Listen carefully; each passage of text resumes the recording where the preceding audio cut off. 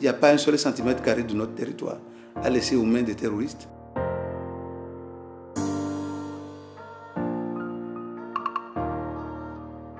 Et ce qui est important pour nous, c'est qu'on ait une armée de nos besoins.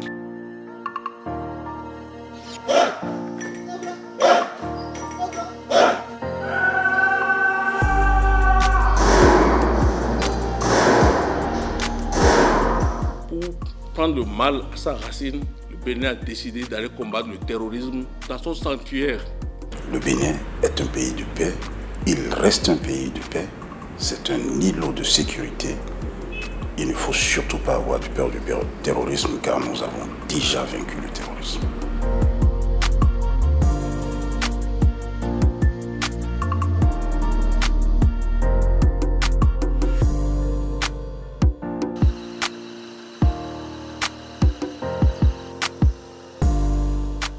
Une armée qui fait face, comme sa nouvelle entité en montée en puissance, la Garde nationale. C'est la toute dernière née des armées au sein des forces armées béninoises.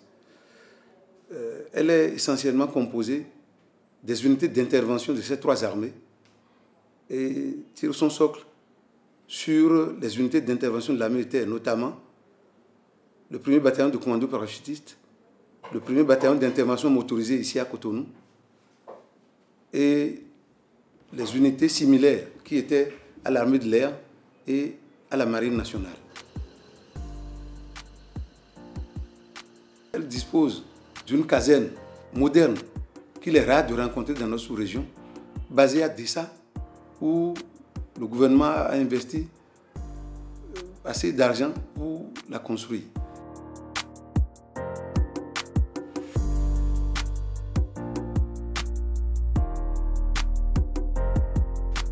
Bienvenue à la Garde nationale, le site de notre force, de notre nouvelle force.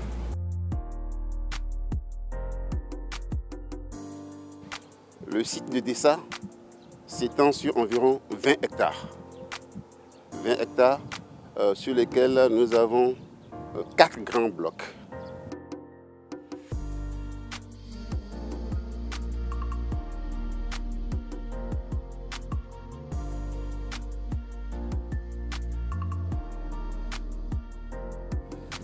Ici, c'est notre centre médico-social.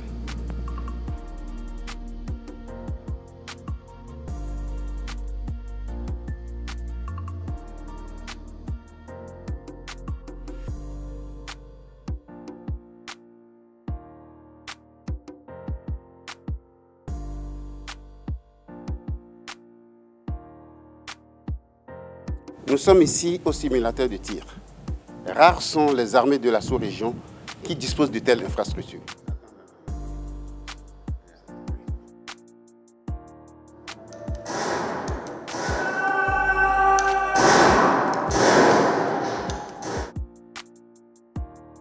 Ces deux bâtiments constituent nos ateliers de syndic très élevés.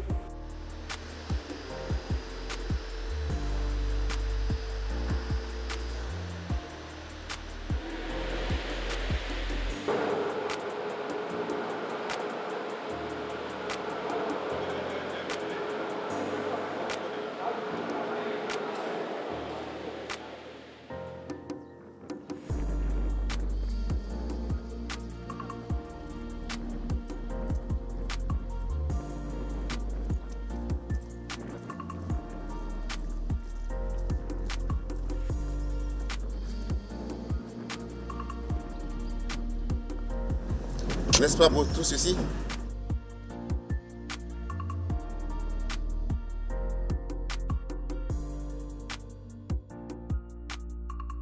Les missions de la Garde nationale, entre autres, sont lutter contre le terrorisme, lutter contre la piraterie maritime. Et qui parle de piraterie maritime, ça veut dire que nous avons compétence pour intervenir en mer et sur les plans d'eau, se tenir prêt à intervenir sur terre, air, mer et à exécuter toutes les autres missions à nous assigner par le chef d'état-major général. La Garde nationale est appelée à intervenir sur toute l'étendue du territoire national.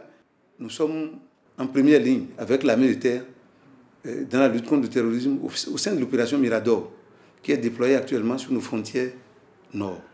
Nos autorités se battent aussi pour diversifier les partenariats en termes de formation. Et actuellement, on a des partenaires qui sont en entraînement avec nos hommes. Certains à Dassa, au camp de Dassa Zoumé, d'autres à Ouassa et d'autres à Parakou. Et ça va continuer. C'est de la même manière qu'ils se battent pour avoir les moyens qu'il faut, les moyens appropriés pour combattre le terrorisme, notamment les moyens aériens.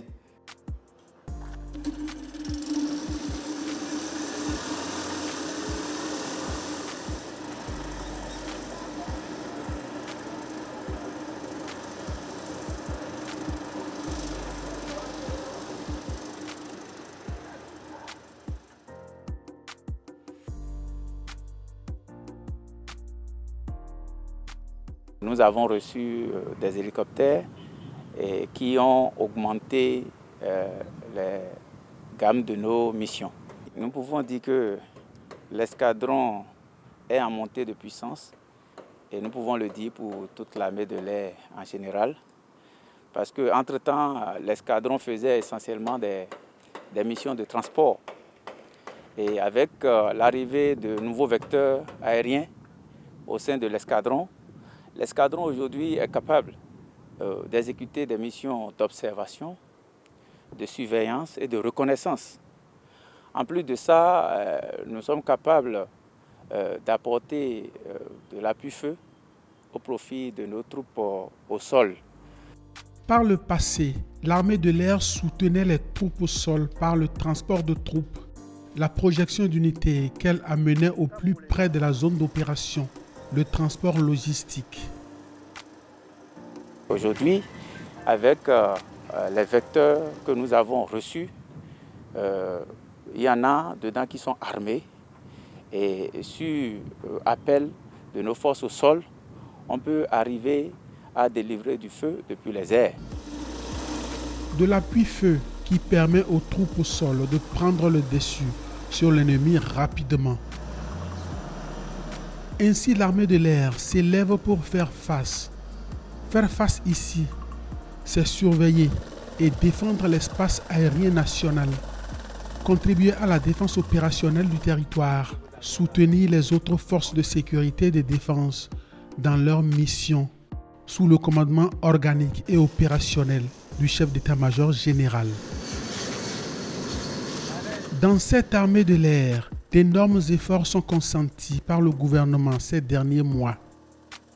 Pour prendre la mesure des efforts du gouvernement au profit de l'armée de l'air, il est intéressant d'examiner l'indice de performance principal de l'armée de l'air qui est la quantité des missions opérationnelles. Et je puis vous dire que dans cet espace de temps, nous avons effectué plus de 800 heures de vol. Et ceci représente une nette progression par rapport à l'année précédente. Ce sont des heures de vol destinées aux missions de reconnaissance, aux missions de soutien logistique et aux missions d'appui direct au profit des forces terrestres en contact avec l'ennemi. Cette progression n'a pas été possible sans l'effort du gouvernement. L'armée de l'air bénéficie aujourd'hui d'un plan d'équipement spécial pour lui permettre d'accroître son parc aéronef. Et dans ce cadre-là, cette année même, nous avons reçu 2 hélicoptères neufs achetés par l'État béninois et d'autres appareils, d'autres machines sont attendues dans les semaines à venir. En ce qui concerne la formation du personnel, la formation initiale, le gouvernement a décidé de faire autrement que de compter exclusivement sur l'aide des partenaires qui nous offraient des places. Le gouvernement a donc décidé de payer la formation initiale du personnel de l'armée de l'air. Et l'année dernière, une vingtaine de personnels ont été envoyés dans les écoles qui forment au pilotage et à la maintenance des aéronefs.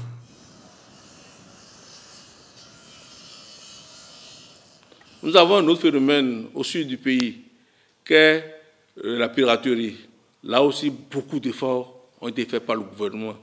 L'acquisition de vecteurs des patrouilleurs de haute mer, l'acquisition de vedettes rapides pour intercepter ceci empêche la pêche illicite, la piraterie et l'effet de dégazement qui pollue la mer sur nos côtes. Tout cela donne ses effets et contribue également aussi à un boom économique parce que notre port est de plus en plus fréquenté.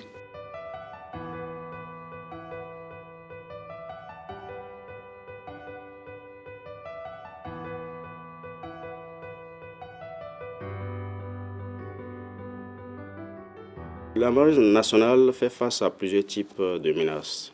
Je voudrais citer par exemple la piraterie et les vols à mer contre les navires de commerce en transit ou à destination du port de Cotonou.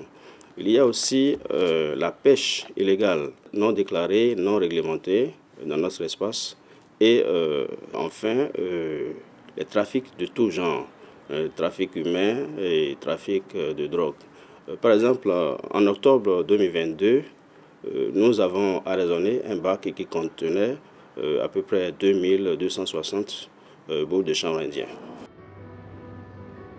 Le port de Cotonou est d'une importance capitale pour l'économie béninoise. Plus de 80% des échanges commerciaux au Bénin passent par le port de Cotonou. Sécuriser les eaux béninoises, c'est défendre l'économie nationale.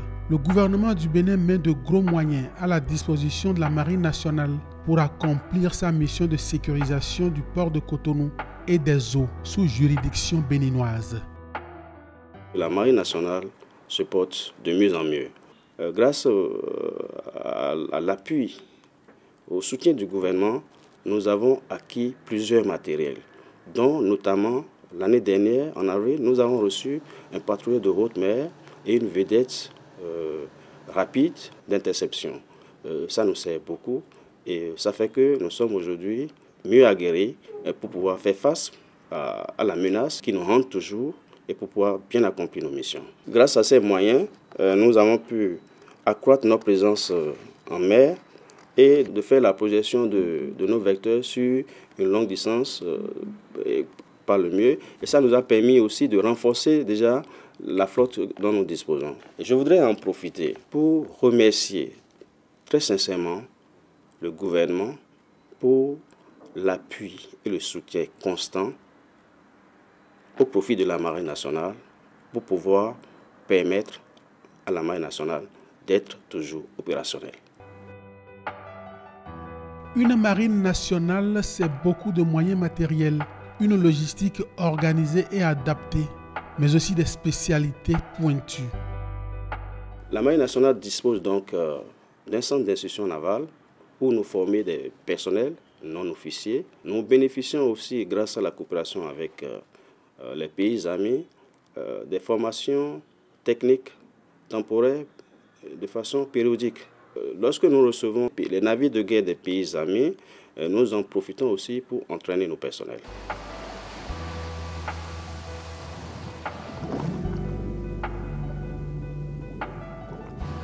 Voilà pour l'air et la mer. Les hommes de l'armée de terre, quant à eux, sont au front et font face. Grâce à leur détermination, ils mettent l'ennemi en déroute, se dressant comme une barrière impénétrable aux frontières nord du Bénin. Cette guerre est difficile, l'ennemi est sans visage, sans revendication, sans uniforme, sans territoire, sans foi, sans loi. Quand il se frotte à l'armée de terre, il s'y pique. C'est la devise des hommes, le hérisson. Quand ils affrontent nos fantassins, ils y laissent leur peau. Nos hommes sont bons tireurs. Et quand vous combattez avec la férocité d'un fauve, à qui on discute son territoire, vous avez le cœur d'un lion. Un lion blessé, blessé parce que des Béninois sont tombés. Alors l'ennemi change de stratégie. Il adopte maintenant celle des lâches, poser des mines artisanales et tuer des populations non armées. Mais les forces de sécurité et de défense veillent. Elles veillent et patrouillent, de jour comme de nuit, déterminées.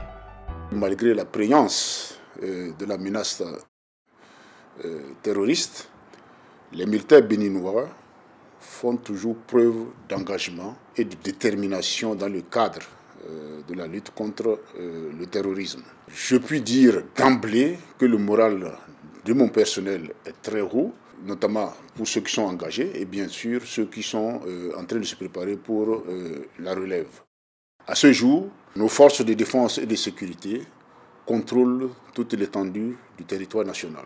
Il se trouve malheureusement que la menace telle que nous la vivons, la menace terroriste, n'est pas une exclusivité béninoise. Pendant longtemps, le Bénin a été un pays calme. Le Bénin n'était pas habitué à des attaques terroristes. Quand nous avons commencé à faire face à ce genre d'incertitude qui était assez inédit pour nous, nous avons estimé qu'il fallait prendre notre bâton de pèlerin, aller discuter avec des pays qui ont eu à faire face au terrorisme. Et en matière d'expertise, nous avons appris. En matière d'équipement adéquat, nous avons compris. Et nous avons pu conseiller les autorités politiques afin d'acheter les équipements qu'il fallait pour mieux faire face à cette incertitude. Les efforts de notre État ont permis d'assurer la rénovation et le maintien en condition, parce que nous avions par le passé acquis un certain nombre de matériels. Donc un matériel qui est acquis, il faut le soutenir, il faut l'entretenir. Donc des efforts, un budget conséquent a été mis en place pour que ce matériel-là soit entretenu. Tout ceci concourt bien évidemment à l'accroissement des capacités opérationnelles de la composante terrestre à la tête de laquelle je suis. Et j'en suis fier. Au niveau de l'équipement, nous avons l'activation de la 3e dimension. Beaucoup de choses ont été acquises. Les hélicos, nous avons également les drones. Il y en a eu une multitude et de plusieurs sortes. 3 ULM ont été acquis. Et ces ULM permettent une précision du renseignement quand on a des indices dans certaines zones. Par rapport à la mobilité terrestre, beaucoup d'engins blindés ont été acquis ou réactivés. Ceci permet le déplacement de la troupe en toute sécurité. Concomitamment à ces engins blindés, nous avons près de 100 véhicules de type pick-up pour la mobilité pratique du commandement et de la troupe. Il faut que le militaire en opération puisse être en contact permanent avec sa base. D'où la naissance du programme de communication sécurisée TETRA, qui est de la dernière génération actuellement connue dans ce monde. Et cette communication est sécurisée. 4e axe d'effort, ce sont les infrastructures. Le militaire en opération doit pouvoir avoir un confort d'opération. D'où la naissance des infrastructures, les bases opérationnelles avancées, les points avancés fortifiés qui permettent en opération militaire d'être mieux protégés, d'être dans de meilleures conditions. Dans ces conditions, le moral de la troupe est très élevé. Ils se sentent bien protégés, bien suivis. Et c'est ça qui dénote des résultats que nous avons. Les attaques contre les positions militaires sont devenues rares depuis plus d'1 an. Tous les pays limitrophes du Bénin sont concernés. Les autorités militaires du Bénin sont convaincus que cette guerre ne peut être gagnée qu'ensemble. La menace terroriste demande à toutes les armées du monde des efforts de modernisation et de bascule. Le gouvernement béninois l'a compris et s'est mis dans l'acquisition de matériel et dans la formation. L'armée de terre s'inscrit dans cette logique et dans cet élan, et grâce au sacrifice du peuple béninois, mais derrière le peuple béninois, il faut voir aussi le gouvernement, a fait un effort et continue de faire des efforts pour que nos équipements soient adaptés à la menace et que nous soyons plus efficaces. Ainsi donc, les équipements ont été acquis, les moyens de combat, de commandement, de communication, de surveillance notamment, et de détection, mais aussi dans le domaine de l'acquisition de renseignements. Donc ça fait que on est un peu plus fiers et on est plus brave parce qu'on se sent équipé. Au titre du budget national, de nombreux achats ont été effectués au profit des forces armées béninoises. Des aéronefs ont été acquis, du matériel de guerre, du matériel de vision nocturne et j'en passe. Ce sont des matériels qui nous permettent aujourd'hui d'avoir un avantage décisif sur l'ennemi.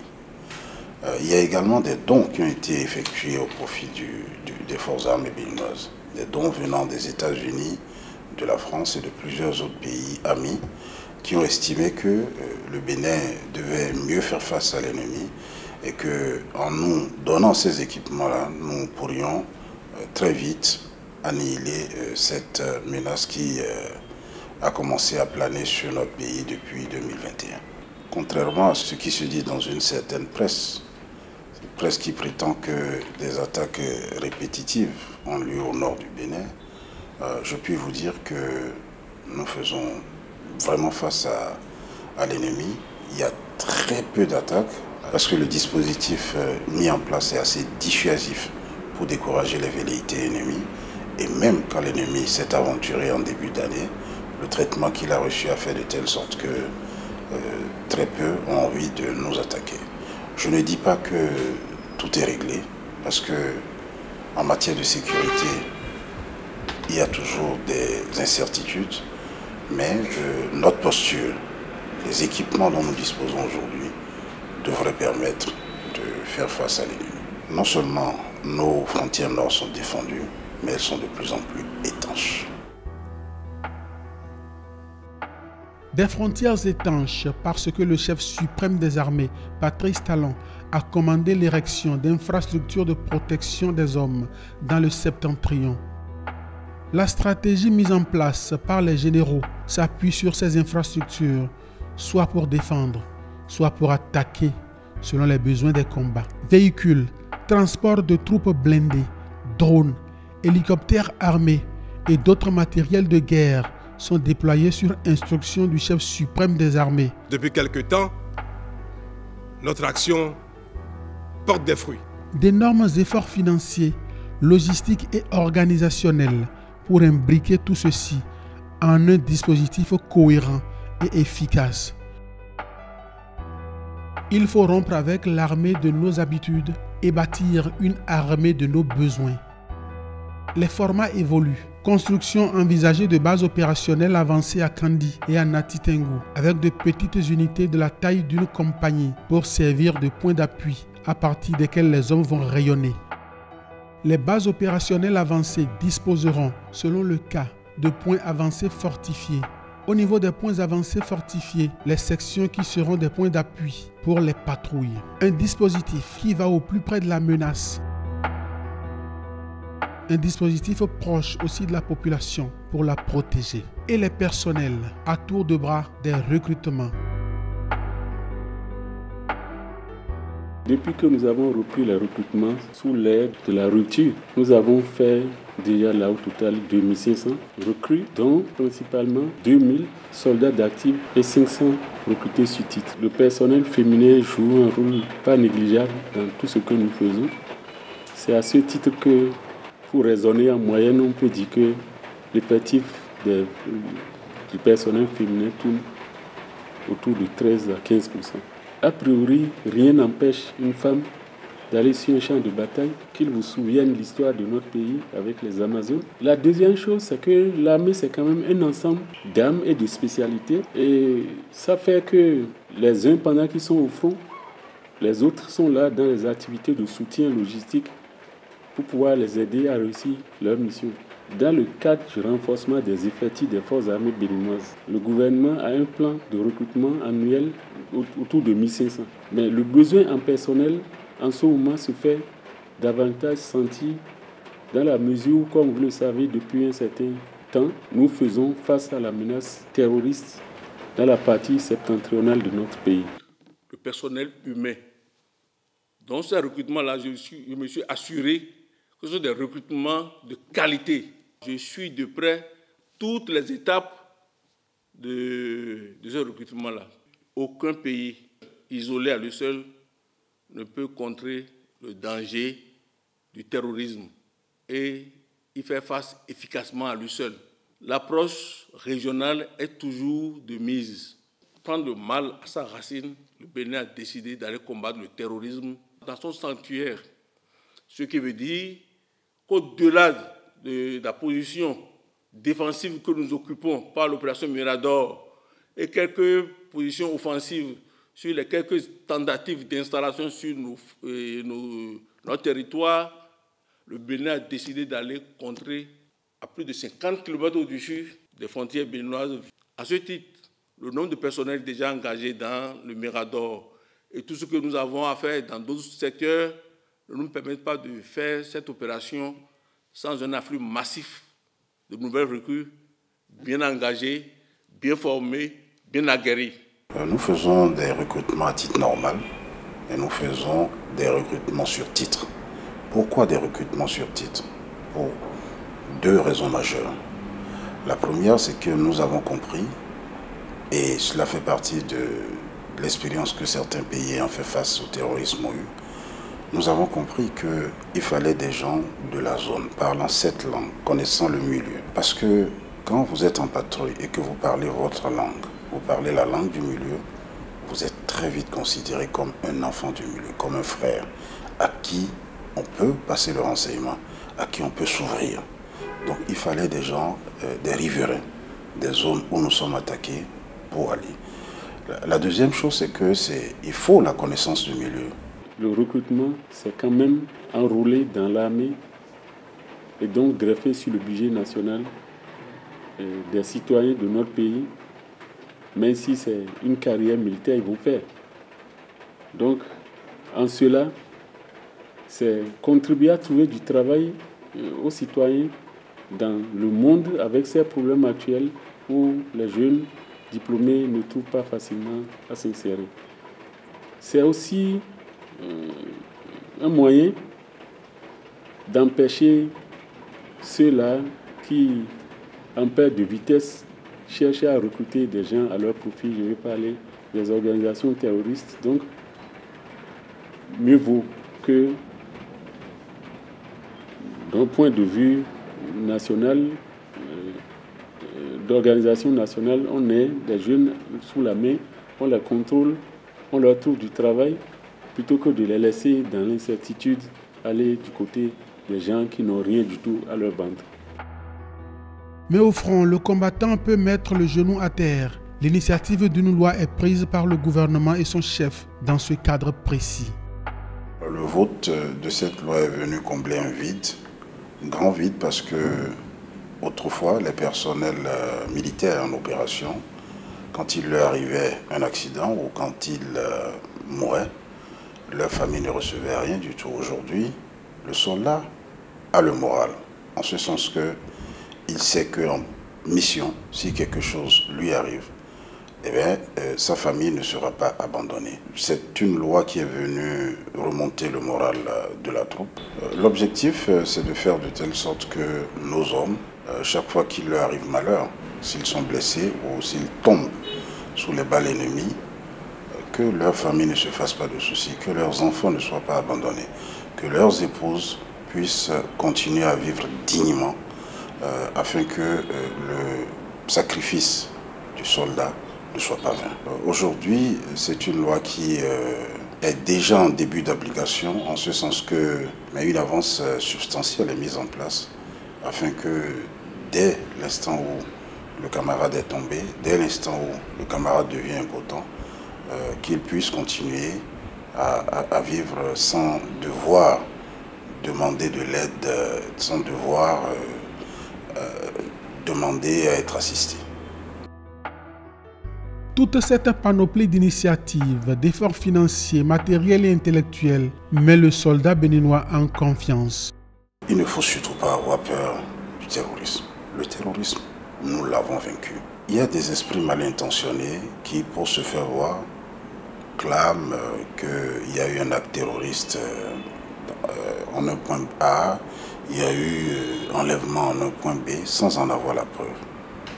Le terrorisme, nous l'avons déjà vaincu.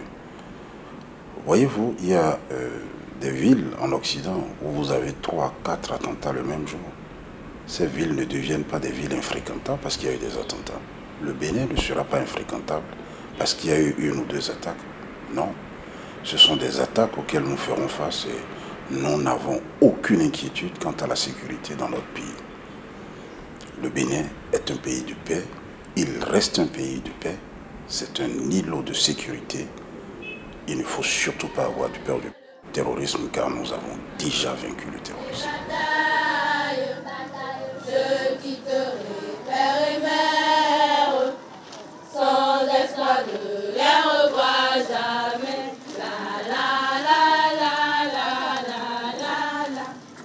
Si l'aventure et la mort est... La lutte contre l'extrémisme violent aboutissant au terrorisme n'a pas fait oublier les écoles, le Prytanée militaire de Bembereke et le lycée militaire des jeunes filles Général Mathieu Kérékou de Nati Tengou.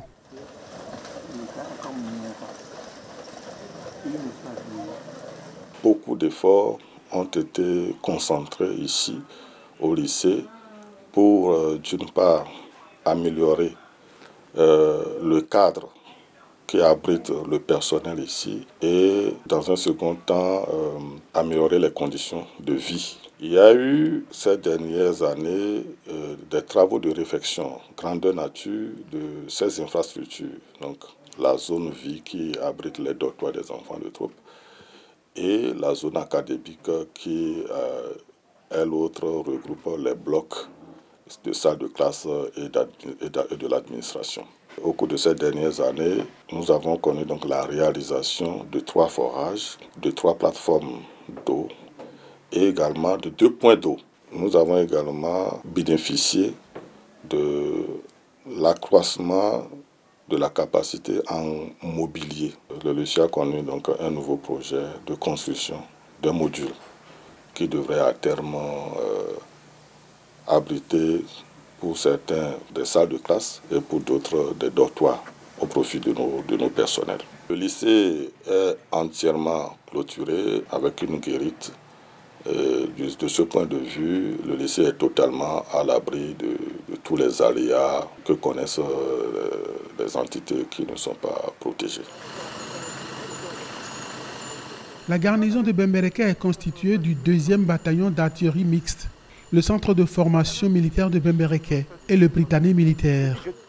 Nous avons le poste de commandement du 2e bataillon d'artillerie mixte qui est presque achevé. En dehors de ça, nous avons à son profit au niveau du 2e bataillon d'artillerie mixte, nous avons un magasin d'armes aux normes de sécurité requises. Et puis du côté du Prytanée militaire de Bembereke, nous avons la clôture du Prytanée militaire de Bembereke.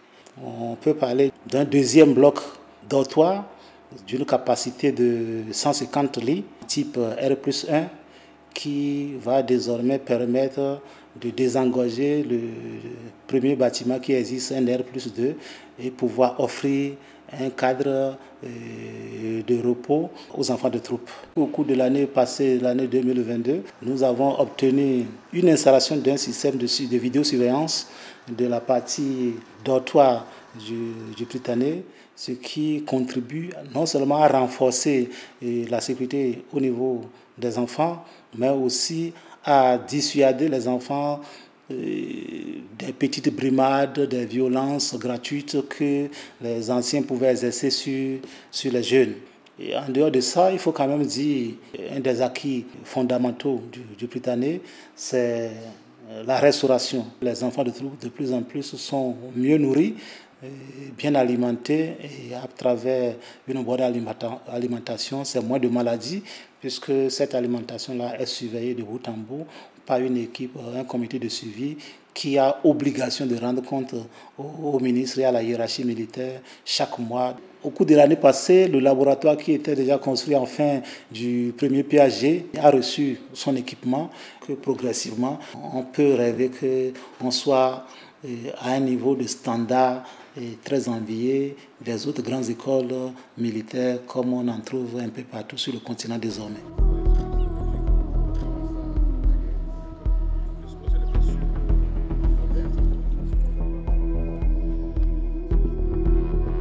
Permettez que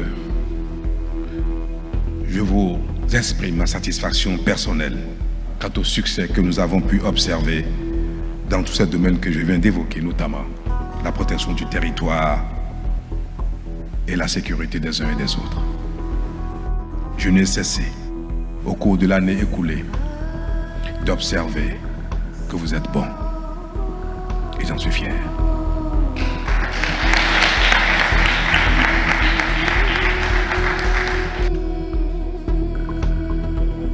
Par la détermination de Patrice Talon, par de gros efforts du peuple béninois, du gouvernement et de son chef, des armées et de leurs chefs, les forces armées béninoises s'adaptent et se modernisent pour éradiquer définitivement le terrorisme sur le territoire national et protéger les Béninois et leurs biens, l'économie et les richesses du Bénin.